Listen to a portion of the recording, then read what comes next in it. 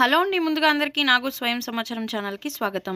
ఈరోజు మన money motivation విషయంలో ఏ విషయం గురించి అయితే చర్చించబోతున్నాను అంటే, ఈ పితృపక్షం కారణంగా అంటే మహాలయ అమావాస్య కదండీ! ఈరోజు విశేష దినం వచ్చేసి మహాలయ అమావాస్య. ఇది ఈరోజు మీరు గనక చేసుకోకపోతే ఇక ఈ పరిహారాన్ని చేసుకోకపోతే గనక మీరు నష్టపోతారని చెప్పవచ్చు.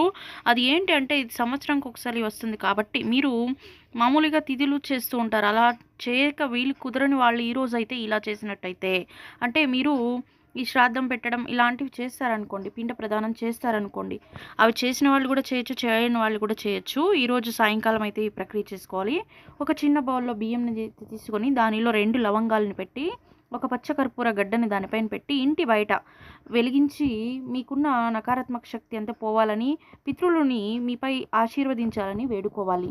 మా శక్త్యానుసారం మేమైతే పితృపక్షాన్ని నెరవేర్చాము అని నెరవేర్చిన వాళ్ళైతే చెప్పుకోవాలి. కాని వాళ్ళైతే మా వల్ల కాలేదు